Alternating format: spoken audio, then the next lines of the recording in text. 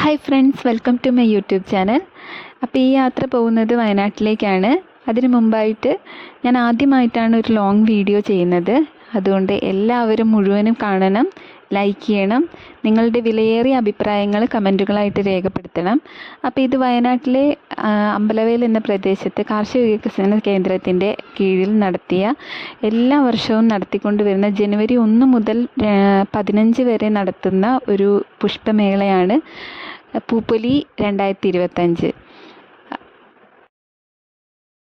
കേരളത്തിൽ നിന്ന് മാത്രമല്ല, വയനാട് അതിർത്തി പങ്കിടുന്ന സംസ്ഥാനങ്ങളായ കർണാടകം, തമിഴ്നാട് അടക്കം രാജ്യത്തിൻ്റെ പല ഭാഗങ്ങളിൽ നിന്ന് പോലും നിരവധി ആളുകൾ കാണാൻ വേണ്ടി എത്തുന്ന ഒരു പുഷ്പമേളയാണ് പൂപ്പൊലി. നമുക്കൊക്കെ അറിയാം, നമ്മളെല്ലാവരും തന്നെ പൈസയൊക്കെ മുടക്കി ഊട്ടി വരെയൊക്കെ പോയി ഒരു ഫ്ലവർ ഷോ കാണാൻ വേണ്ടി ഊട്ടി വരെയൊക്കെ പോകുന്ന ആൾക്കാരാണ്. അപ്പോൾ ഒരു മലയാളി എന്ന നിലയ്ക്ക് ഒരു തവണയെങ്കിലും പോയി കാണേണ്ട ഒരു ഫ്ലവർ ഷോ തന്നെയാണ് അമ്പലവയലിൽ നടക്കുന്നത്. ഒരു മഹാദുരന്തത്തിന് ശേഷം വയനാടൻ ജനതയുടെ മനസ്സിൽ പൂക്കളുടെ വസന്തം തീർത്ത വയനാട്ടിലെ കാർഷിക വികസന കേന്ദ്രത്തിലെ ജീവനക്കാർക്കും ഉദ്യോഗസ്ഥർക്കും ജോലിക്കാർക്കും ആദ്യമായി ഞാൻ നന്ദി പറയട്ടെ. വയനാട് ടൂറിസം വിപുലീകരിക്കുന്നതിൻ്റെ ഭാഗമായിട്ട് വയനാട്ടിലേക്ക് കൂടുതൽ ആളുകളെ ആകർഷിക്കാൻ വേണ്ടി എല്ലാ വർഷവും നടത്തിക്കൊണ്ടുവരുന്ന ഈ പുഷ്പമേള രാജ്യാന്തര തലത്തിൽ തന്നെ പ്രശസ്തി ആർജിച്ചിട്ടുണ്ട്. അമ്പലവയലിലെ ഈ പൂപ്പൊലി വെറും ഒരു പുഷ്പമേള മാത്രമല്ല, ഇവിടെ നിരവധി സ്റ്റോളുകൾ ഒരുക്കിയിട്ടുണ്ട്. കൃഷിയെക്കുറിച്ച് കൂടുതൽ മനസ്സിലാക്കാനും പഠിക്കാനും വേണ്ടുന്ന കാര്യങ്ങളുണ്ട്. അവിടെ നിന്ന് തന്നെ നമുക്ക് വിത്തുകളും വളങ്ങളും വാങ്ങാൻ വേണ്ടിയിട്ട് സാധിക്കും. അതുപോലെ അവിടെ തന്നെ കൃഷി ചെയ്തുണ്ടാക്കിയിട്ടുള്ള പല ഇനം സാധനങ്ങളുടെ ഒരു എക്സിബിഷൻ പോലെ നടത്തുന്നുണ്ട്. പ്ലാന്റുകൾ നമുക്ക് വാങ്ങിക്കാൻ കഴിയും. അതുപോലെ കുട്ടികളെ എൻ്റർടൈൻ ചെയ്യിക്കാൻ വേണ്ടിയിട്ടുള്ള പല റൈഡുകളുണ്ട്. മാത്രമല്ല, കുട്ടികൾക്ക് കൗതുകമുണർത്തുന്ന രീതിയിൽ പല ഇനം പക്ഷികൾ, പ്രാവുകൾ, ലവ് ബേർഡ്സ്, കോഴികൾ, മുയൽ എന്നിവയൊക്കെ കാണാൻ വേണ്ടി പറ്റി. പൂക്കളുടെ വീഡിയോസ് മാത്രമാണ് ഞാൻ പകർത്തിയിട്ടുള്ളത്. ഈ വീഡിയോസ് കണ്ടാൽ തന്നെ നിങ്ങൾക്ക് മനസ്സിലാകും ഇത് എത്രത്തോളം മനോഹരമായിട്ടാണ് അവരൊരുക്കിയിട്ടുള്ളതെന്ന്. അതുപോലെ തന്നെ എടുത്തു പറയാനുള്ള ഒരു കാര്യം, ജാസി ഗിഫ്റ്റിനെ പോലെയുള്ള പ്രമുഖരായിട്ടുള്ള ആളുകളുടെ പ്രോഗ്രാംസ് ഉണ്ടായിരുന്നു. ഒരു ഊട്ടി പോലെ തന്നെയാണ് ഏകദേശം ഒരു ഡിസംബർ, ജനുവരി ആ ഒരു സമയത്തൊക്കെ വയനാട്ടിലെ ഒരു കാലാവസ്ഥ എന്ന് പറയാൻ. ആ സമയത്തൊക്കെ നല്ല രീതിയിൽ പൂക്കളൊക്കെ ഫ്രഷായിട്ട് കാണാൻ കഴിയുന്ന ഒരു സമയം കൂടിയാണ്. ഏറ്റവും കൂടുതൽ പൂവൊക്കെ പൂത്ത് നിൽക്കുന്ന ഒരു സമയം കൂടിയാണ് ഈ ഡിസംബർ, ജനുവരി സമയത്തൊക്കെ. എൻ്റെ വീട്ടിൽ പിന്നെ ഏറ്റവും കൂടുതൽ ചെടികളെ സ്നേഹിക്കുന്ന ഒരാൾ അമ്മ തന്നെയാണ് കേട്ടോ. ഒരുപാട് സ്ഥലത്തു നിന്ന് ചെടികൾ കാണുമ്പോൾ വാങ്ങിക്കൊണ്ട് വരും. അത് പൂക്കൾ വിരിയുന്നത് കാണാൻ ഇഷ്ടമാണ്.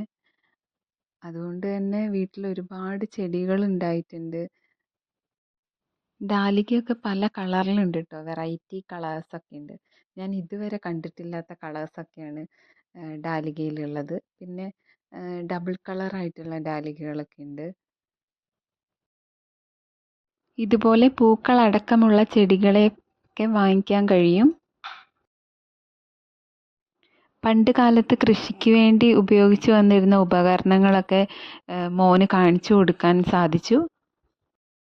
അതുപോലെ തന്നെ വയനാടിൻ്റെ തനത് വിഭവങ്ങളും മറ്റ് പല ഫുഡ് കോർട്ടുകളും ഉണ്ടായിരുന്നു. ഞങ്ങളൊരു ഈവനിങ് സമയത്താണ് പൂപ്പൊലി കാണാൻ വേണ്ടി പോയിട്ടുണ്ടായിരുന്നത്. അതുകൊണ്ട് തന്നെ വെയിലൊന്നും ഉണ്ടായിരുന്നില്ല. നല്ല ഒരു തണുത്ത കാലാവസ്ഥയായിരുന്നു. ക്ഷീണമൊന്നുമില്ലാതെ ഞങ്ങൾക്ക് കാണാൻ സാധിച്ചു. ലൈറ്റ്സൊക്കെ ഇട്ട് കാണാൻ നല്ല ഭംഗിയുണ്ട് കേട്ടോ. രാത്രിയൊക്കെ ആയപ്പോഴത്തേക്കും ഫുള്ള് ലൈറ്റ്സ് ഇട്ടിട്ട് നല്ല ഭംഗിയുണ്ടായിരുന്നു. എനിക്ക് ലൈറ്റിട്ട വീഡിയോസൊന്നും എടുക്കാൻ പറ്റിയില്ല. അമ്മയ്ക്ക് പിന്നെ എല്ലാ ചെടികളും വാങ്ങണം എന്നുണ്ടായിരുന്നു. ഇവിടെ വീട്ടിൽ വെക്കാൻ സ്ഥലമില്ലാത്തതുകൊണ്ട് പിന്നെ ഡാലിക്കേൻ്റെ 3 കളേഴ്സ് വാങ്ങിച്ചപ്പം ഡാലിക്കയിൽ പൂ ഉണ്ടായിരുന്ന ഡാലിക്ക കേട്ടോ വാങ്ങിയത്. ഇപ്പം ആ പൂ കൊഴിഞ്ഞു പോയിട്ട് വേറെ മൊട്ടുണ്ടാവുന്നുണ്ട്. ഒരു ഹെവനിലൊക്കെ എത്തിയതുപോലെ ഉണ്ടായിരുന്നു. ഇതിലെടുത്ത് പറയാനുള്ളൊരു കാര്യം, അവിടെയുള്ള ജീവനക്കാരുടെ കഷ്ടപ്പാടിൻ്റെ ഒരു ഫലം കൂടിയാണ് ഈ പൂക്കളൊക്കെ ഇത്ര നല്ല ഫ്രഷായിട്ട് നിൽക്കാനുള്ള ഒരു കാര്യം എന്ന് പറയുന്നത്. ഇതിലൊരു ചെടി പോലും പൂക്കാത്തതായിട്ട് ഞാൻ കണ്ടില്ല. ഒരു ചെടി പോലും വാടി നിൽക്കുന്നതായിട്ട് പോലും ഞാൻ കണ്ടില്ല. അത്ര എഫിഷ്യൻ്റായിട്ടാണ് അവിടെയുള്ള ജീവനക്കാരായാലും ഉദ്യോഗസ്ഥരായാലും ഈ പുഷ്പമേളയെ ഇത്ര ഗംഭീരമായിട്ട് മുന്നോട്ട് കൊണ്ടുപോകുന്നത്.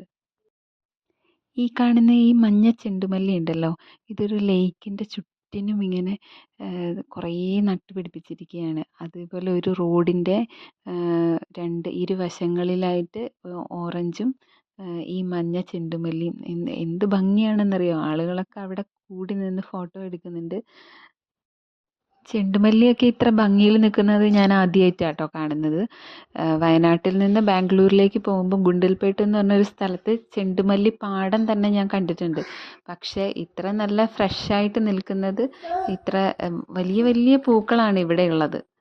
ഇത്ര നല്ല ഭംഗിയിൽ ഞാനിത് ആദ്യമായിട്ടാണ് കാണുന്നത്. പല പൂക്കളുടെയും പേരുകളൊന്നും എനിക്കറിയില്ല കേട്ടോ. ഇതൊന്നും അല്ലാതെ റോസാപ്പൂവിൻ്റെ ഒരേക്കറോളം റോസാപ്പൂവ് തന്നെ ഉണ്ടാവും വേറെ. അതിൻ്റെ ഒന്നും വീഡിയോസ് എനിക്ക് എടുക്കാൻ പറ്റിയില്ല. മാത്രമല്ല ഇത് മൊത്തം ഞാൻ എടുക്കുമ്പോഴത്തേനും വീഡിയോ ഭയങ്കര ലെങ്തി ആയി പോകും. വീഡിയോ കാണുന്നവർ നിങ്ങൾക്ക് ഇഷ്ടമുള്ള പൂവിൻ്റെ പേര് കമൻറ്റ് ചെയ്യണം. അതുപോലെ തന്നെ നിങ്ങൾക്ക് ഇഷ്ടമുള്ളൊരു കളറും കൂടി കമൻറ്റ് ചെയ്യണം കേട്ടോ. അപ്പോൾ ഇത്രയേ ഉള്ളൂ. വീഡിയോ ഇഷ്ടപ്പെട്ടെങ്കിൽ ലൈക്ക് ചെയ്യണം, കമൻറ്റ് ചെയ്യണം, ഷെയർ ചെയ്യണം, സബ്സ്ക്രൈബ് ചെയ്യണം. Thank you for watching.